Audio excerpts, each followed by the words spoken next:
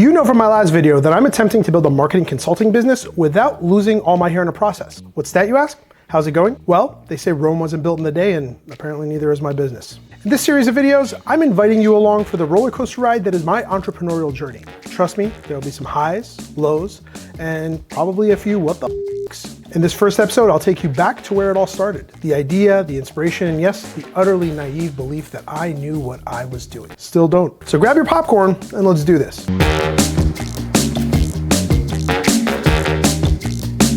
Okay, before we jump into the madness of starting my business, make sure you stay till the end of this video where I'm gonna share with you the exact steps I took to actually launch my business so you can take them too. Or not, I don't care. Now let's hit rewind, take a look at where I was before all this. A simpler time even. Picture me, a marketing executive focusing mostly on the fast-paced world of tech and finance. SEO, content marketing, social media, analytics, I've done it all. But in recent years, I found a new love, something that really caught my marketer's heart. Account-based marketing, or ABM if you're hip AF like me. Now, if you're scratching your head wondering what the hell is account-based marketing, let me break it down for you. Imagine you're throwing a dinner party, but instead of inviting everyone you know and their mother, you handpick your guests, you tailor their menu to their exact tastes, and you even play their favorite songs, unless they like Nickelback. That's ABM in a nutshell. It's about targeting specific companies or accounts with marketing strategies designed just for them. It's personal, it's precise, it's low waste, and for companies that execute it properly, it's a game changer. So there I was, focusing on account-based marketing, crafting campaigns like a Michelin star chef prepares a dish,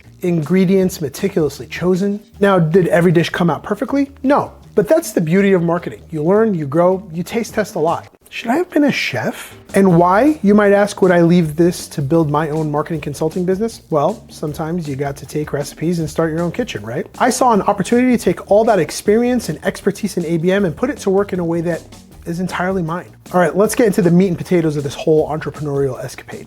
Identifying the market need. In the last few years, ABM has become one of those hot buzzwords like synergy or blockchain or AI. Suddenly everyone's talking about it. Every company wants it and everyone claims they're an expert in it. And here's where it gets interesting. As a marketing executive, I got to hire people. I started noticing ABM popping up on resumes like trending hashtags on social media. The catch? Some of those so-called experts didn't know the first thing about ABM. I mean, I'd sit there in interviews asking about targeted strategies, personalized campaigns. I'd get answers that were about as related to ABM as my cat is to quantum physics. Let me share with you, dear viewer, a story about my favorite interview with a candidate. I was sitting in my office on a Zoom call interviewing this candidate who for some reason was sitting in his own living room wearing a full suit, which in hindsight should have been the first red flag. He was bragging about his expertise in ABM. This dude was the Steve Jobs of account-based marketing, according to himself. Absolute marketing genius. Naturally, I was excited to meet another ABM aficionado. So I dove in. I asked him about his most successful ABM strategy. And that's when Steve began waxing poetic about accounting-based marketing.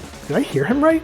Accounting? Yep. He detailed his groundbreaking method for balancing the marketing budget to create a symphony of fiscal harmony. He actually said that. I sat there bewildered, trying to connect the dots between balancing budgets and engaging targeted accounts. Steve was so proud of his work and so confident droning on about marketing budgets and his expertise in ABM. I started to wonder if maybe I didn't know what ABM was. After a few more questions, it was clear he had no fucking clue what he was talking about. Dude, all you have to do is Google it. Now, don't get me wrong, marketing budgets are important, but it's not exactly the cornerstone of account-based marketing. It's like focusing on the icing and forgetting that you need a cake to put it on. Seriously, should I have been a chef? That interview was more than just funny and kind of sad. It was a revelation. People like Steve are throwing around ABM like confetti without truly understanding what it means. He was so eager to jump on the ABM bandwagon, he didn't even have time to Google a quick definition. There was a clear gap, a need for clarity and genuine expertise around account-based marketing, and that's where I saw my opportunity. It was after this interview that it hit me. Why not fill that gap?